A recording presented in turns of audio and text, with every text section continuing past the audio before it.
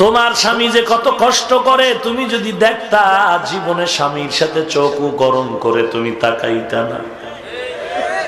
তুমি মনে করছো সন্ধ্যাবেলা তোমার স্বামী টাকার বান্ডিল নিয়ে মার্কেট করে হাজির, তোমার স্বামী রিক্সাওয়ালা, ড্রাইভার, শ্রমিক, তোমার স্বামী চাকরি করে, ওখানে কত কষ্ট,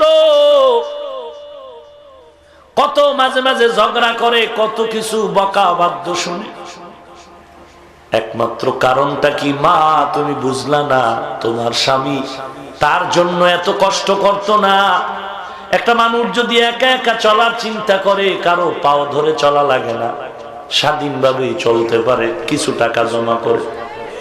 কিন্তু তোমার স্বামী এত কষ্ট করে কেন? মানুষের গালি শুনে, কত গালি, কত ঝগড়া, কত সময় মারপিট হয়। শুধু একমাত্র কারণ, আমার এই কষ্টের কামাই রুজির থেকে আমার স্ত্রী খাবে, আমার সন্তান খাবে, তাদের মুখে হাসি আসবে।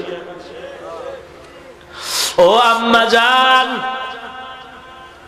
তুমি যদি বলো না স্বামী তুমি ঘরে থাকো, আমি কামাই করে খাওয়াই, মা তুমি কামাই করে স্বামীরে খাওয়াইবা, এজন্য তো আল্লাহ এ নিজাম বানায় না।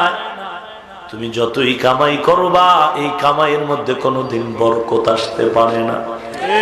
কারণ বরকত দেওয়ার মালিক আল্লাহ। আল্লাহর রাজির বাইরে চললে সেখানে আর বরকত হয় না।